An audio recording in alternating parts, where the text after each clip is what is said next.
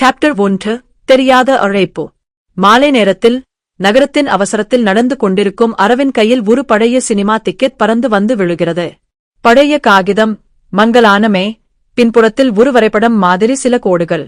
இது எங்கிருந்து என்னோ யாரோ அவனை நோக்கி அனுப்பியது போல ஒரு உணர்ச்சி. அந்த டிக்கெட் அவன் கையில் துடிப்பு மாதிரி குளிர்ந்து தெரிகிறது. திடீரென்று அவன் அருகே நின்றிருந்த ஸ்ட்ரீட் லைட் ஒளி மாறி டிக்கெட்டின் மேல் விழ வரைபடம் ஜொலிக்க ஆரம்பிக்கிறது. அவன் அதை பார்க்கும்போது ஒரு ரகசியமான வழி அதில் தெரிகிறது. அந்த வழியில் ஒரு பழைய திரையரங்கம் போல ஓவியம்.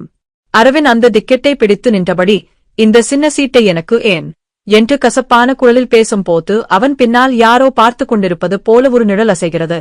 அவன் அந்த டிக்கெட்டை தனது பாக்கெட்டில் வைக்க முயன்றால் அது ஒரு மென்மையான ஒளியாக விரியும். அந்த ஒளி நேரே அவனிடம் சொல்கிற மாதிரி மெதுவாக நெருங்கி ஒரு திசையை காட்டுகிறது. இதை பின்பற்றணுமா, இல்ல நீக்கம் செய்யணுமா என்று அரவின் யோசிக்கிறான். ஆனால் மனதில் ஒரு விசயம், இந்த டிக்கெட்டுக்கு ஏதோ ஒரு காரணம் இருக்கு. அவன் ஒரு படி முன்னே போகும் போது காற்றில் ஒரு பழைய ப்ரொஜெக்டர் சத்தம் கேட்கிறது. யாரும் இல்லாத சாலையில் அந்த சத்தம் வந்து போகிறது. அரவின் நடக்க ஆரம்பிக்கிறான். நகரத்தின் ஒலி மந்தமாகி ஒவ்வொரு அடியும் ஒரு புதிய ரகசியத்தை நோக்கி அழைத்துச் செல்கிறது. அவன் அறியாத ரகசியமான பயணம் அந்த ஒரு சினிமா டிக்கெட்டால துவங்கிறது. சாப்டர் 2 நிழல்களின் திரையரங்கம். வரைபடம் காட்டும் இடத்துக்குச் சென்று அரவின் ஒரு பழைய மூடிய திரையரங்கத்தை காண்கிறான். அங்கே யாரும் இல்லை. ஆனால் கதவு மெதுவாக தானாகத் திறக்கிறது. உள்ளே முழு தூசி, யாரோ திடீரென்று விட்டுச் சென்றது போல நாரும் வாசம்.